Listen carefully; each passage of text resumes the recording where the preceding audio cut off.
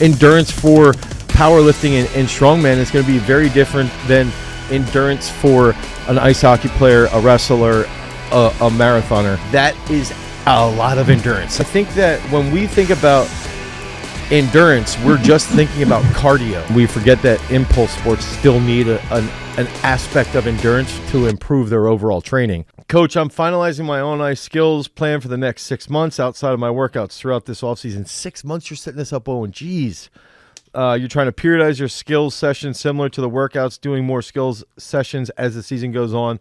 How many skills sessions should I be doing for the next 2 weeks of exposure phase? I would say 2 to 3 a week max. I think 2 is plenty, but tell me what you think.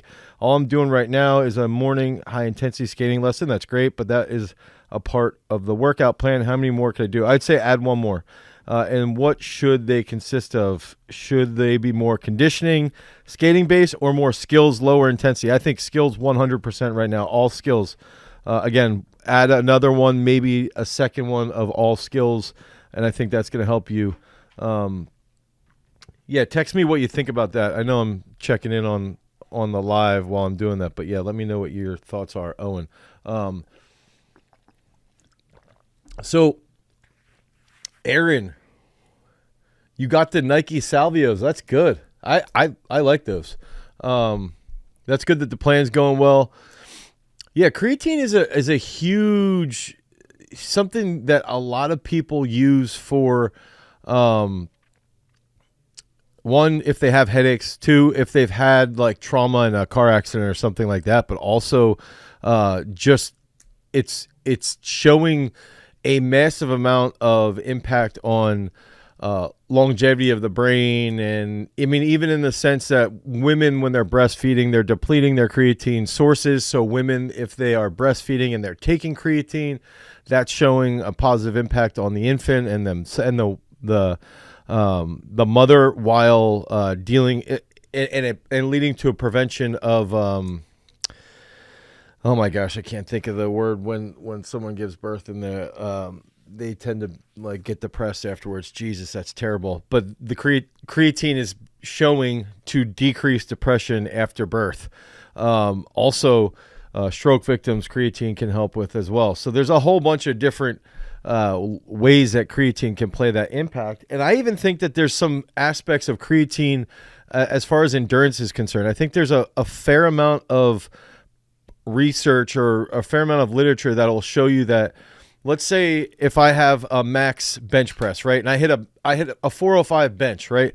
So I hit 405. I should be able to get 315 for like 10. Okay. That's usually like a rule of thumb that you can see. Okay. So if I can hit 315 for 10 now, postpartum depression. Yeah, there you go. Thank you, KP. Now, if I'm taking creatine, okay, and I'm using that, and let's say I hit like a 405 bench press, again, that's my max, I'm probably going to be able to hit like 315 for 12 to maybe 13 reps. And what's interesting then is that once I hit that, now my increase, I will also see a greater rate of force development. So I'll probably be able to bench like 415 to 420. I might add like 10 pounds just from that creatine usage. And we'll go into that a little bit here with this study that we're going to go into around that. But I think that when we're looking at the different types of endurance that athletes should focus on, that's where some of the stuff that we've been talking about with breaking up sports and looking at like, okay, if I have this type of athlete here, they're a shot putter, this is what their endurance is going to look like. They need to throw 30 throws a session, or they're a power lifter. They need to be able to do like 10 to 12 working sets a session if they're a power lifter, okay? Or if we go to like the next level, now if we have like running backs, linebackers, they have some locomotion-based endurance, some velocity-based endurance that they need to maintain, but they also need to have strength endurance, okay? Then we get to the next level. Okay, now we have a wrestler. So this wrestler is going to actually have to have some type of like classical endurance, okay? And you guys voted on what's your favorite way to improve endurance in the gym. Not everybody liked the assault bike, but you did like the interval plyometrics. Well, that's a unique way for someone like a wrestler to improve their endurance on the mat. I hope you guys are watching the NCAA tournament going on right now. South Dakota State still has, I think, 5 or 6 guys still in the tournament. 2 guys in the quarterfinals, wrestling the next like hour and a half. Cal Swenson's probably wrestling right now. Actually, he almost had a huge upset last night. Now, the next thing would be, okay, now how do we train endurance if you've got a shot putter who needs endurance in the circle, but then you go all the way to like a lacrosse player? Well, lacrosse, they're running 5 to 7 miles a game at high speeds. They're going to need even more endurance that's like classically based, like longer, slower distance will pay off more for them, along with some speed stuff. And then finally, what about endurance when you're training a marathoner, or you're training a 1,500-meter runner, or you're training a triathlete, or you're training an endurance swimmer? So every sport has to have endurance so that we can endure those repetitions that we need to focus on. But where we've sort of let people down, and I think using Owen as an answer, as a example here, is that Owen is an ice hockey player. Okay, so ice hockey has a large component of endurance. However, here, one thing we got to keep in mind is that the endurance for ice hockey is much more interval based, especially if you're playing on a bigger team that has 3 shifts. If you have a bigger team that has 3 shifts, now you're going to have shorter time on the ice, or less time on the ice, so you can go harder. It's much more interval based. The downfall here is that oftentimes people will say, so we should train only interval based because that's how the sport is.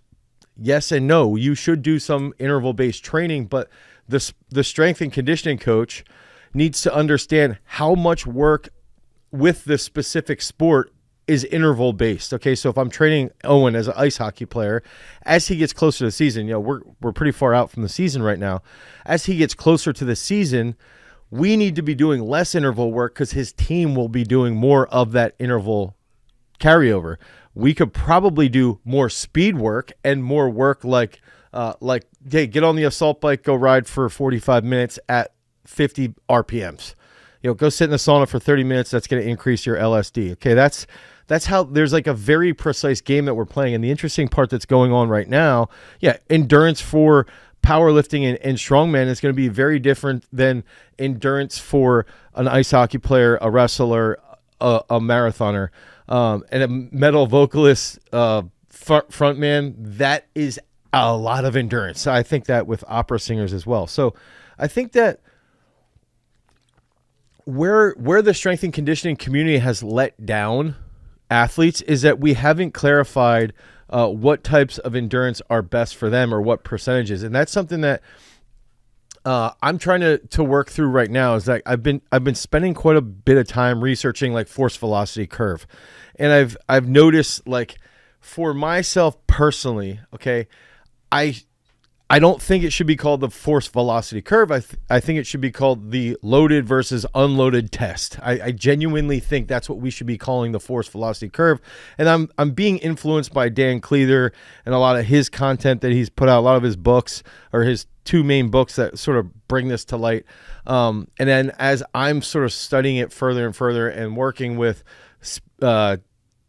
speed stuff, and also looking at the research that we've done here on site with like force or with velocity based training, it makes me realize, okay, if we're training, why would we have just force and just velocity? And also, by the way, they're not inversely related. They correspond with one another.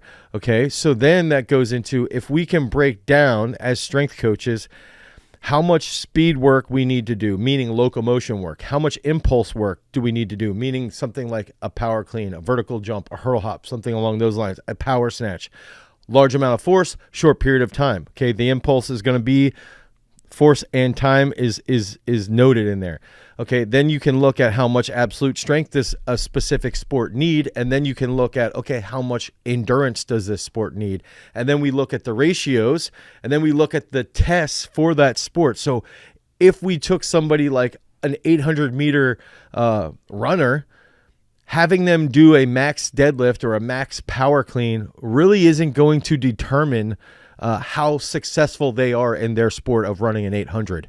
Whereas having a football player do a max power clean and a max back squat probably will have a pretty big determination, because they have an opponent. They have to have max strength. They also have to have that high impulse expression. So then that's going to lead us to the specific types of endurance that are going to be beneficial for them. And it's going to lead us to the specific types of tests, and the tests help us determine the endurance. Okay. So, the tests that are associated with your specific group of sports. Okay. So I'm hoping this is making sense. So, load and velocity would probably be a good one, Matt B, because if you're looking at load, it would be light load versus heavy load. What's the velocity return? So it's like, load versus velocity instead of, this is great. And this is where like doing these lives comes into play. It's like, okay, so right now it's called force velocity curve. Okay. If we looked at it and termed it loaded versus unloaded test, or load velocity curve, and then you can see like in the individual there should be some type of, as the load increases, the velocity sort of should decrease, on the relatively same continuum. However, when we're using the force velocity curve, or when we're using the load and velocity in this case, we would be able to identify in some athletes that the velocity doesn't diminish as much when they are using more load, because there might be strength-based athletes. And then if we see if somebody's velocity just drops off, it plummets when we put load on them, well, then they're probably sprint-based or something like that, and maybe we need to increase their strength levels. Maybe we don't, but that's where I think the weakness of the force velocity curve comes into play. And I think it's been used. Like Faris Khan was here in the fall, and I think he did a fantastic job on how he determines training people off of the curve. I still think there's a lot of gray area for me individually. Actually, he was sort of like the first person that I was around who really, really thoroughly explained it. And I liked how he used it for his training prescriptions, but I was still not sold on the curve itself. I'm sold on how Faris trains people 100%. So it's an interesting thing, because I think that there might be better ways to build from that. But let's get back to the endurance stuff. I think that when we think about endurance, we're just thinking about cardio. We're not thinking about some athletes like wrestlers. I remember this is a conversation that we had with Nick Gwizdowski, who you can see right here, actually. Okay. So this is Nick. He's a 2-time world bronze medalist. We worked with him up until 2022, I think, is when he ended up leaving and going to work with his new strength coach, which is great, right? We started working together at the end of 2016, or the beginning, I want to say March of 16, maybe April of 16, all the way to 2022. We got 2 world bronze medals on the journey. And one of the things that Nick would say was when we would train together, we would do some bodybuilding style work at the end of a session. And he would always say, man, this is like how I feel at the end of a match. And I think that what's interesting in a sport like wrestling is that I think you genuinely need some aerobic capacity. You need some long, slow distance. You need something that's going to improve your VO2 max. And you also need something that's going to improve your strength endurance. So that's sort of like this keystone sport. Whereas if you take wrestling and you say, okay, some of the aspects of wrestling, you need classical endurance on this side. Some of the aspects of wrestling, you need more strength endurance on this side. What ends up happening is that when we lump sports together in our system, okay, so the system that we use with training athletes, okay, at Garage Strength, then we say, okay, a type 2 or type 1, we're calling them sport depths.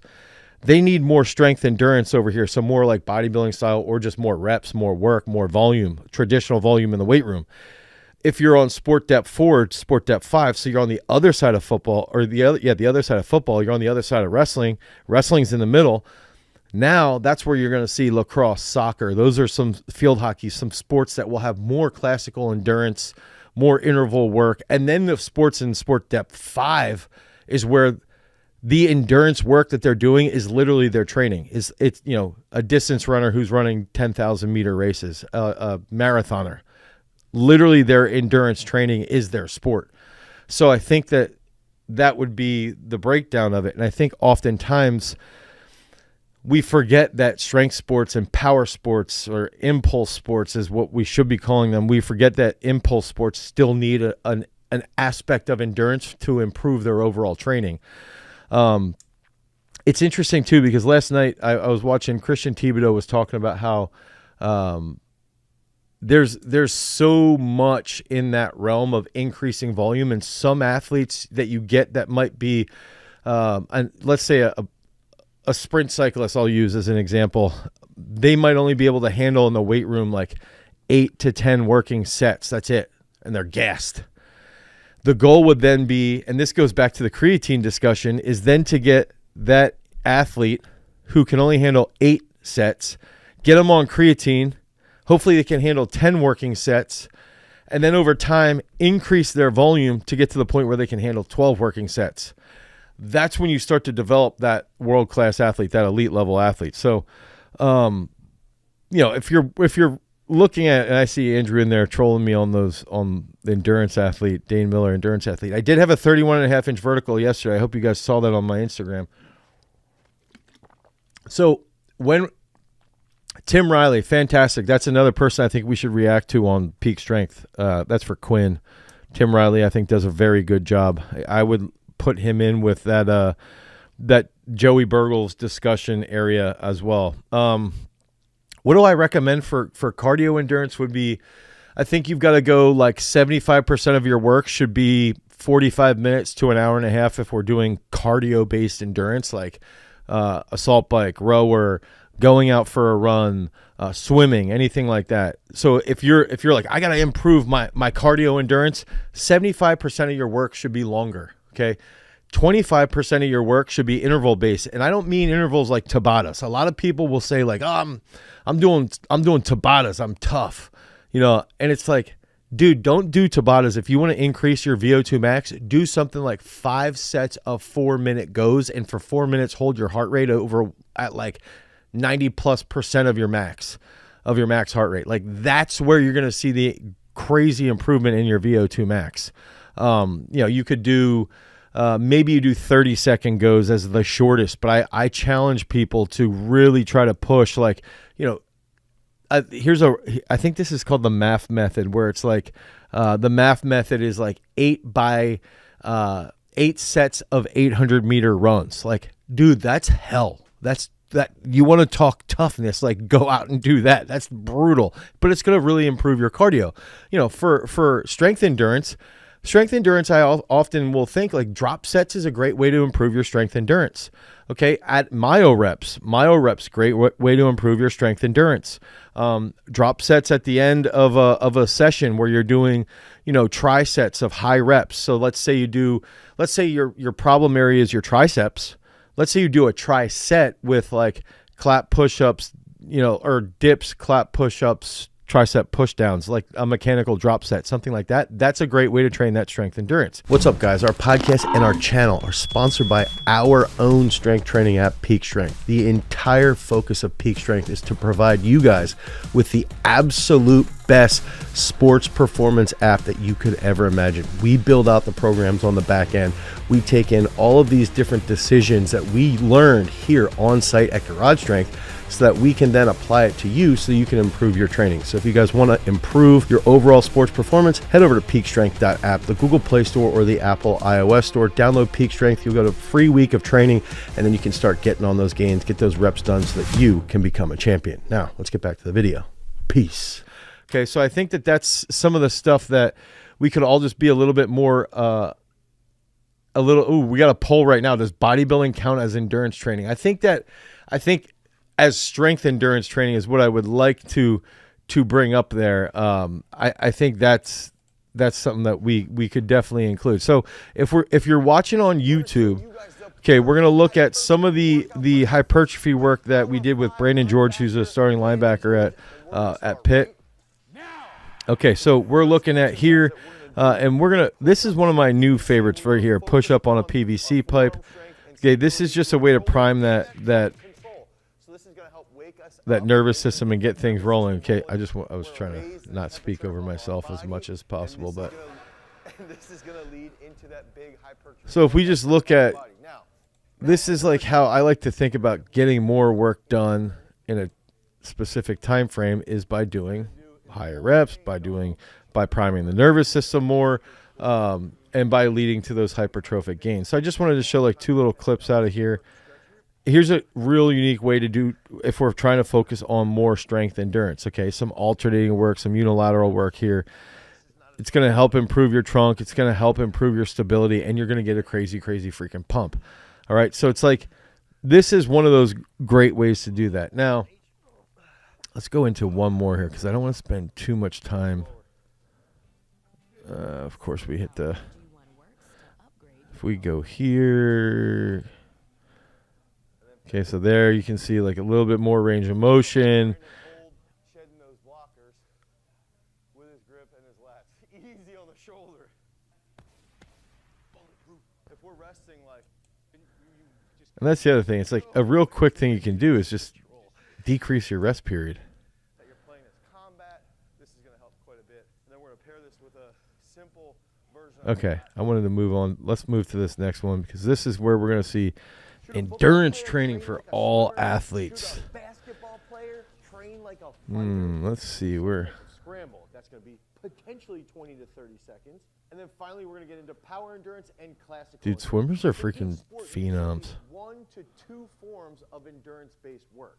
Actually, this is the video. So the NSCA, I believe, watched this. So Brandon George, this is for Andrew. Brandon George did enter the transfer portal, but he went back to Pitt. Created programming to target the specific problem areas for your specific sport. David, I don't believe that you're right with that.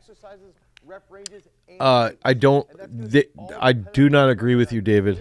I would say look at the research from like Steven Seiler. I would even actually watch some of the videos. What's the guy's name? Inigo. It's like Inigo San Milan.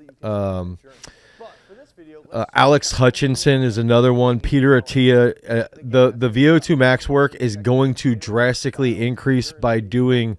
Ian Ross, actually, who's on the screen right now for you guys on YouTube, he's got his Olympic trials this weekend, today and tomorrow. He's got his Olympic trials. But going back to David, you're going to see a way better improvement if you're doing 3 to 5 minute goes for like 5 to 6 sets than you will from doing like a Tabata. I don't agree with you, and I think that there's quite a bit of evidence that, you know, like the Norwegian method, what they'll talk about. Like, here's a good one. Actually, Roger Bannister's workout. I'm just gonna stop. I'm gonna stop using my video on there and talk about this. Is that Roger Bannister's workouts were really based around like 10 by 1 minute goes. So basically like 10 by 400 meter sprints when he broke the 4 minute barrier. Jim Ryan then took that and turned that into 30 1 minute goes. And he was Jim Ryan, arguably one of the greatest American distance runners of all time. And then Emil, is it Adapek, I think? Emil Adapek. He's from Czechia. At the time, I guess it was Czechoslovakia maybe. I believe he's the only distance runner to ever win the marathon, the 10,000 and the 5,000 in the same Olympics. The greatest distance runner, like as a whole of all time, was known to have a very high, or they suspected to have a very high VO2 max, and it was all from like him training on like 2 to 4 minute goes. I don't think that that's necessarily accurate. I'm not saying that like Tabatas are poor. I think Tabatas are still good. Andrew, a go would be like a pretty much like you're going all out. Like, so if we use the Ingebrigtsens, Josh Kerr does this right now. Josh Kerr's the who I think is probably gonna be the Olympic champ at the 1500 and possibly the 5K. I hope we can splice this and then use it. Yeah, Emil Zapatek. That's for John Paul Castell. Josh Kerr does this quite a bit as well, where when they're doing their lactate training. And that's again only about once or twice a week, and that's where I would say about only 25% of your training should be focused on that anaerobic threshold. That's where you're going to see. That's where you're going to end up seeing the big time improvement in in your VO2 max. I think the thing that I see with the Tabata protocols is the tolerance of the endurance work, the tolerance of sprint interval training. Sprint interval training will help 100%, but increasing and seeing the capillarization improvements and seeing greater oxygen actually being utilized by your body, I think you're going to see it more from those longer 2 to 4 minute goes. What are my favorite books or my favorite books for training? I would say this is probably my favorite best book that I would recommend. Strength and Power in Sport from Pavel Komi. The Mechanics of Sprinting is another one that I really like right now. Okay, so let's get into this. Best training for strength endurance. Wow, look at that sweet MF Doom shirt from back in the day. I just realized that we got to get through some of this because we're getting some really good questions, and I almost want to just watch. Or how about assault bike, 8 sets of 40 seconds work? So this would be another thing is where I think you go 40 seconds work, a minute and a half rest. I think that's great. I think you could probably do more than just 8 sets, but I think that's fantastic. To be bullied by a 20-year-old sounds like a test of mental skill. Yes. Emil Zapatek. I'm so glad that somebody commented that name because that's just like I'm telling everybody out there, as much as like a dog, a total dog. So yeah, and studying his training and what he was doing, I think is very, very important. Okay, so gosh, I wanted to go into what I had on the whiteboard there. Okay, so if we look at this, you got dynamic work here. That's going to be more fast switch. You got general work, fast and slow. You got localized, so that's going to be more aerobic based, or possibly even more based around what you would be doing for, let's say, bodybuilding.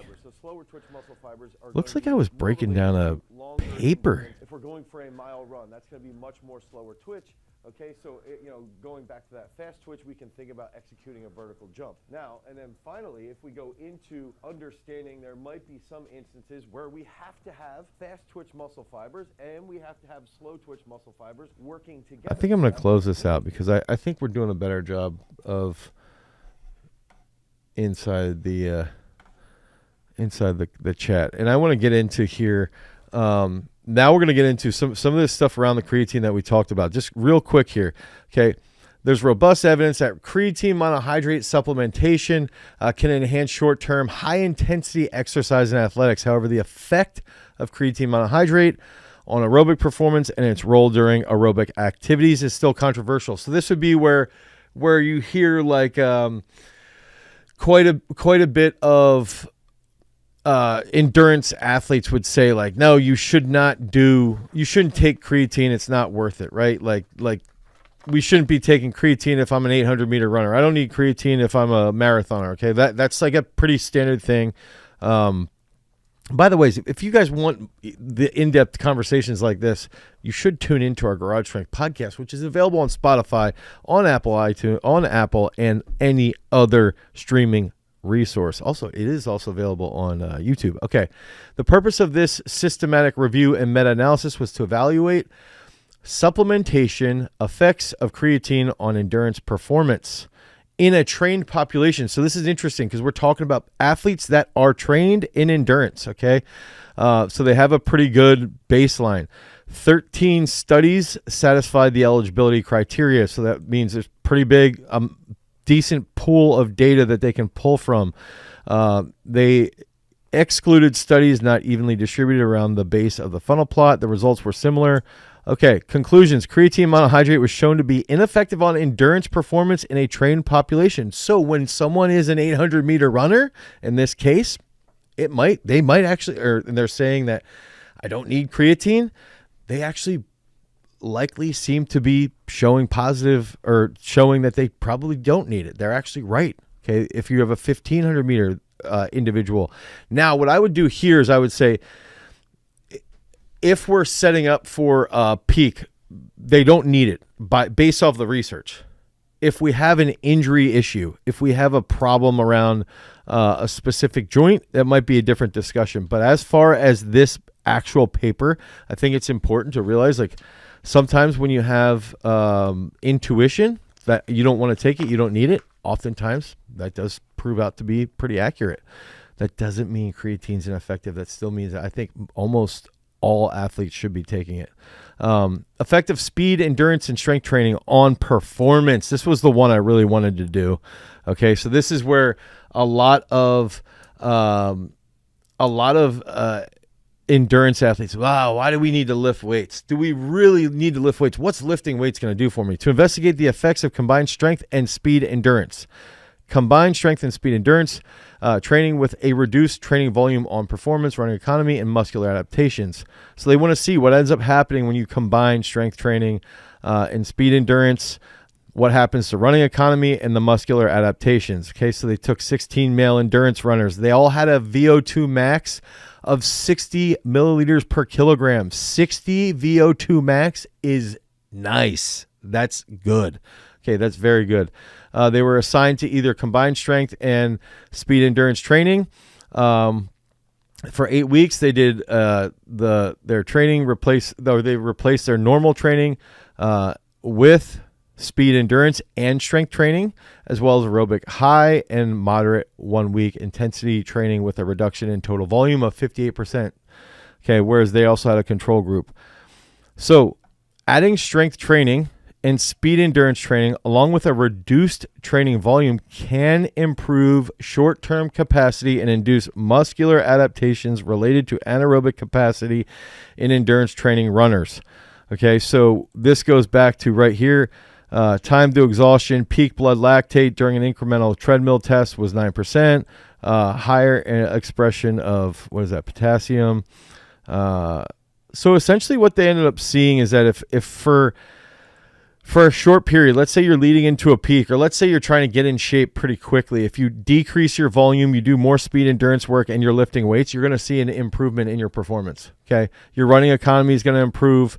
Your muscular adaptations will be favorable towards endurance-based training, and in turn, you're going to be probably more prepared. So this is where effects of speed endurance and strength training on performance, running economy, and muscular adaptations. This is going to show that speed endurance and strength training can be better than just running.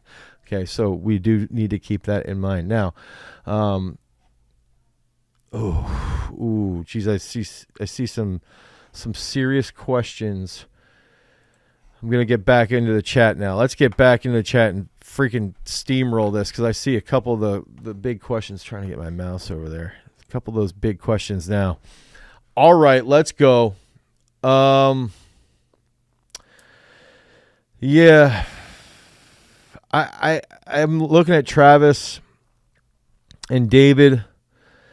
I need a longer time frame to offer my opinion on that. Dr. Brent Rushaw was a sports scientist who did a lot of work related to keeping work intervals short enough that minimal lactic acid builds up. His work was mostly with swimming. So, like, I think there's a point where I think we need to be aware. I'm reading Andrew's comment that I look younger now than the old ones. I appreciate that quite a bit. I think it's important. So this statement right here, minimal lactic acid buildup. Okay.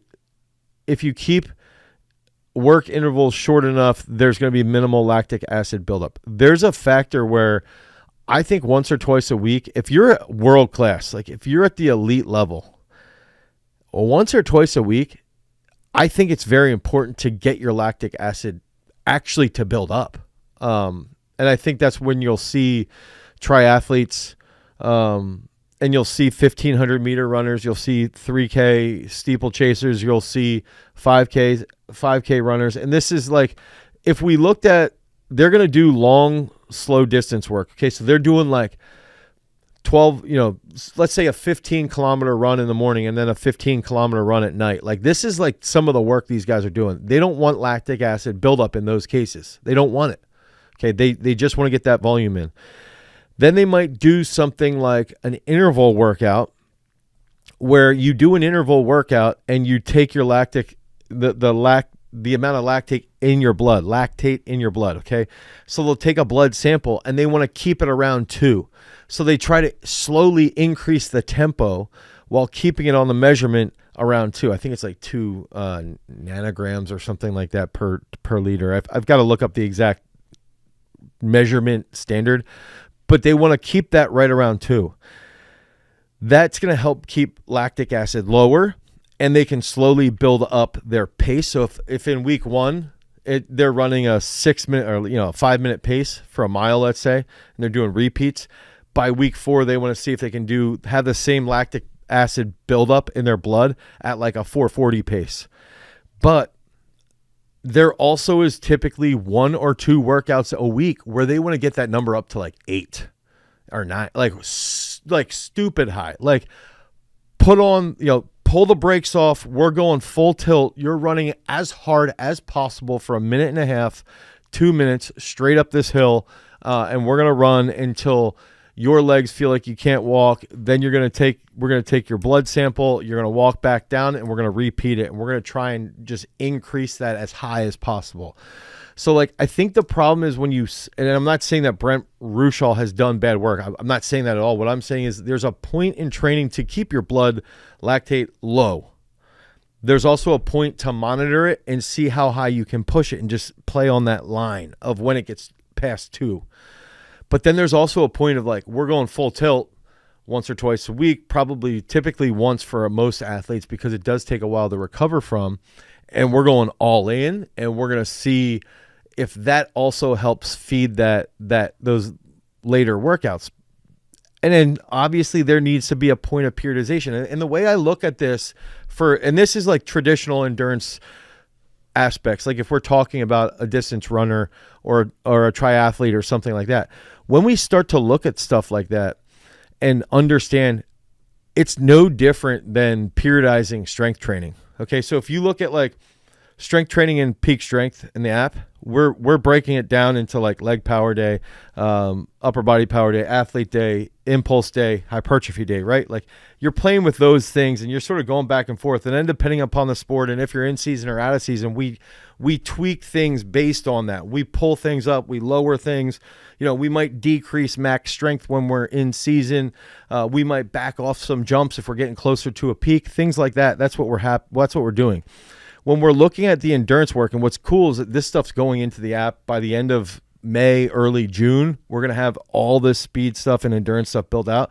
When you look at endurance stuff, I look at like those 3 to 4 minute goes. That's making your heart more explosive. So it's like, how much blood can your heart pump out? How explosive is your heart really? So that every time it beats, it's strong enough and it's pushing blood throughout your body. The next thing is then to look at like the long, slow distance work will increase the amount of blood that's actually in your body. Okay, so if I have a larger amount of blood in my body, now I will have more oxygen in my body. And then when I am able to push more blood throughout my body, and my body has made these adaptations, we've created more capillaries. Now, from those adaptations, my body can then the muscles will pull in the blood, they'll metabolize that to create more ATP, and then in turn, I will be oxygenated better so that I can roll with more ATP at a higher pace. But the long, slow distance to me is almost like the max strength. Okay. The high interval work of like 3 to 4 minute goes, that's like the cleans. That's like the impulse work. That's like the plyometrics. And I think when we can get strength coaches to see it that way, I think it helps. And I think like the burnout sessions of like score 8 on the lactate blood meter, run hill sprints till you feel like your legs are going to fall off. To me, those are like the sessions, like a bodybuilding session. Those are the sessions that when you can adapt to that once a week session like that, and you can handle it, you'll see an improvement in your max strength, and you'll see an improvement in your impulse. You'll see an improvement in your total blood volume. You'll see an improvement in how much your heart can pump out. I think that's like the carryover that we sort of have missed in the world of practicality. I think in the world of theory and research, it's been there, but in the world of practical application, we've missed that. hope that helps you guys understand where I look at this. I think for Travis and David, I think I need to spend more time looking at those things that you have mentioned. I can tell you right now, I don't think any of those guys, for me, the best would be Aaron Gadsden. Is one of his athletes just got fourth at the Indoor World Championships in the triple jump. His main athlete, Thea Lafon, Young, she just won the Indoor World Championship in the triple jump, top 10 jump of all time. I've talked about him in the past, and I think as far as speed and impulse work, he's by far and away the best out there, I think, relative to some of these other guys that you're talking about. I think Brian Cool, from what I've seen, he does some neat stuff. I'd have to look at those other ones. One of the individuals you mentioned, though, I want to bring up, I was at a conference with one of the individuals that Travis mentioned, and he does like some hamstring thing, like some weird hamstring, like priming your hamstring. We'll fix all of your hamstring pulls. And I was at a conference in Wisconsin. And so he was, and I'm pretty sure I've shared this story in the past. He's sitting on one side of me, this individual that does the hamstring, preventing hamstring pulls from happening. He's sitting here. And the guy over here is a track coach. And he's talking about how they have a lot of hamstring issues, this guy over here. And he also presented at the conference. He's like, yeah, we're doing well. We're dealing with a lot of hamstring problems. And he's like going on and on about how they have these hamstring problems. And I was like, well, you need to talk to him, because apparently what he's working on is going to fix everything that you're doing. And this dude who just told me that their whole team's decimated by hamstrings tells me that this guy who is supposedly like this guru on fixing hamstring issues is already working with the team. And I'm sitting there like, wait, what? So like, are you selling snake oil, or are you actually like doing something? And that's just like something that, I don't know. Stuff like that bothers me. It'd be like somebody hiring me to like improve somebody's vertical jump or broad jump and like just totally ruining it, which I know is not ever going to happen. By the way, Taiji, one guy had a pro day. He increased his broad jump by 11.5%. He went from 9.2 or something to 10.3. He increased his vert from 28.6 to 34.5 in 64 days, just to throw that out there. Coach, what are your thoughts on Louis Simmons saying he mainly benches by stopping an inch above the chest and doing a rapid reversal? I think that's an interesting way. It's almost like decelerate, rapid stretch shortening. The other thing is, too, is like with Louis Simmons, when in that regard, he was doing mainly focusing on powerlifting. So we need to keep that in mind. I'm going to look into that Brent Rushall, David, though. I'm going to look into Brent. I think that if you have any papers that you want us to look at, post them in the live chat and I'll check them out. How would a workout split look like for a soccer player to get more explosive with team trainings on Tuesday and Wednesday? So I don't know if this is Thursday or Tuesday, because it's like a direct Tuesday. Either way, if it's Tuesday, Wednesday, I would base all the explosive work probably on, if it's Tuesday, Wednesday, I base your explosive work on Friday, Saturday, Sunday, okay? Or Friday and Sunday, or Saturday and Sunday. And if it's Thursday, I would make it on Saturday and Monday, something like that. We would use... It was not the individual David just mentioned. It's one of the other guys. We would use the landmine. I don't think it's great. I think the landmine for rotational strength, meh. I think it's better to actually, I think cables can be better. I think throwing medicine balls can be better. I think plate work is better. I think plate work hooked into different aspects can be better. I just got a message on Instagram. As a sophomore running back, 5'9", 185, benches 315, squats 410, clean 190. Which of those needs work? Clean. You should be cleaning like 315. But those other numbers are great. That's solid. Dane, who are you learning the most from currently in regards to endurance? I think... right now, for me, Alex Hutchinson for sure, but also Steven Seiler, I would say. Steven Seiler would be my main person that I'm learning the most from, especially as like a baseline. I think he has the best. I think he has the best baseline of knowledge to pull from, and that is also available online. I think he does a very good job of like the introduction to what endurance adaptations are. What are the heart adaptations that you're going to see? What are the capillary adaptations that you're going to see? And then this is what happens. And then this is when you can make those gains.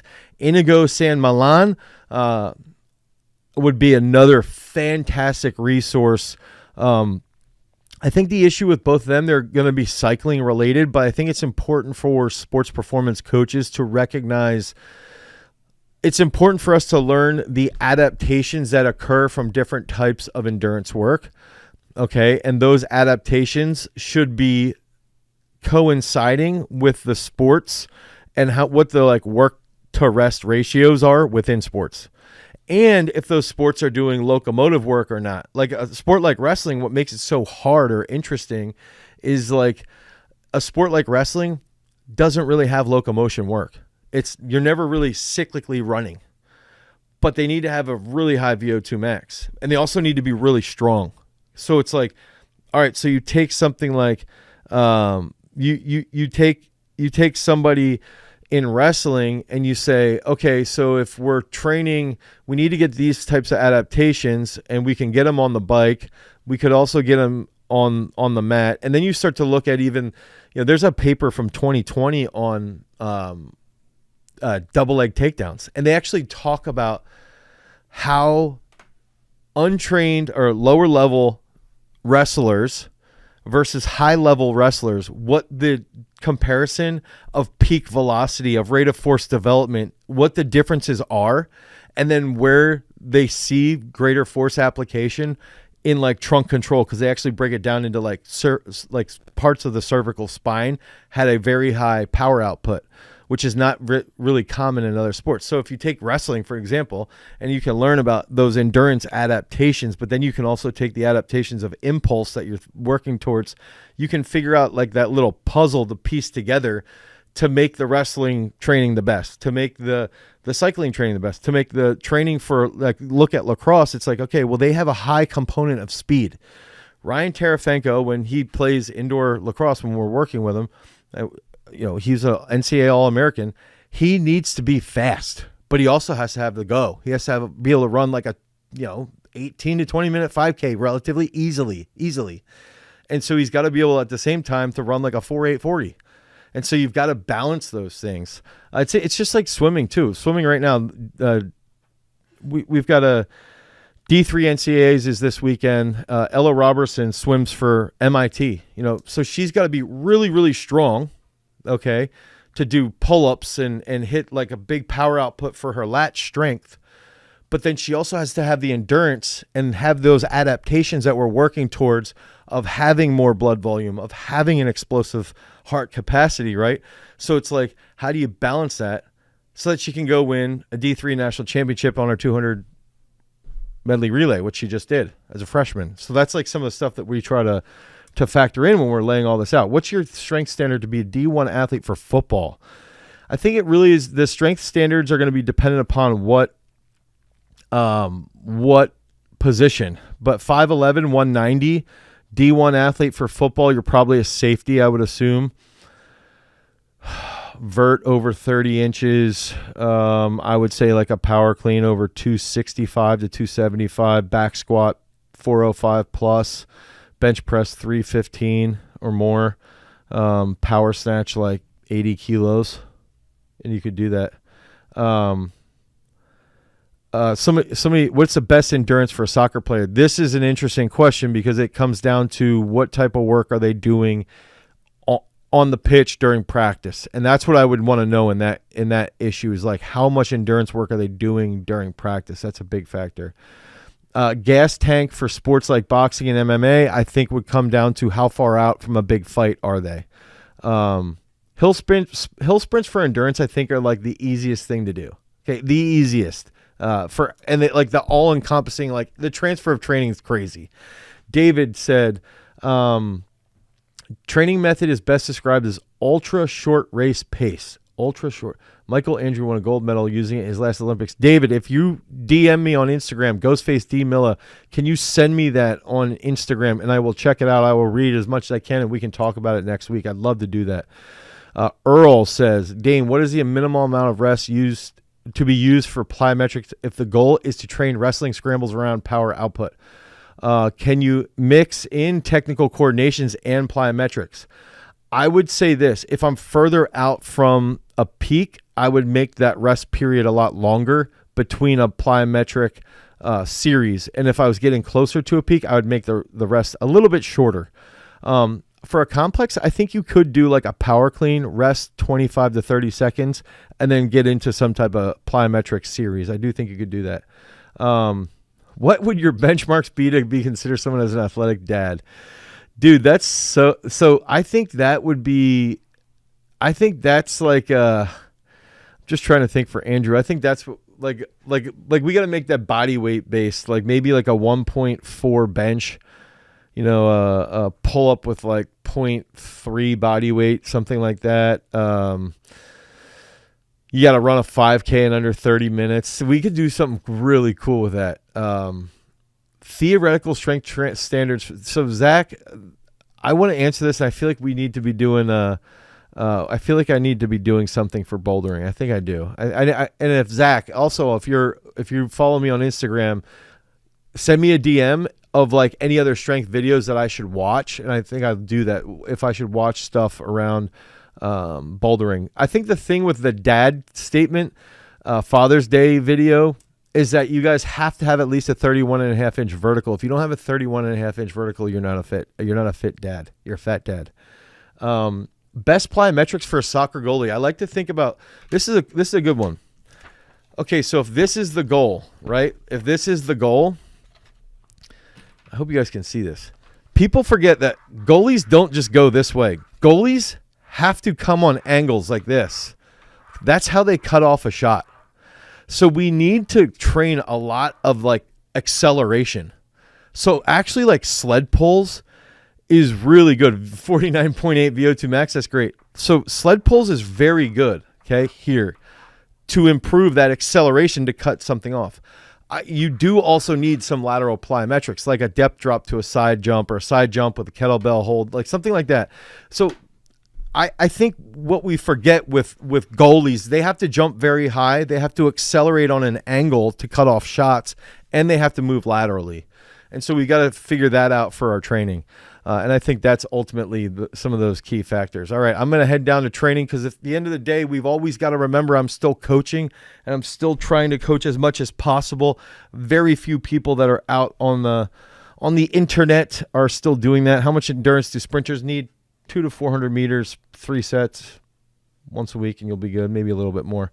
So I'm gonna head out and get down to training. Until next time, peace. The ones that are the most successful and aren't overrated are the ones that you adhere to the most. I think it's more important to just recognize that when we're breaking down athletes and exercises, it's important to identify the 4 big areas: speed, endurance, strength, impulse.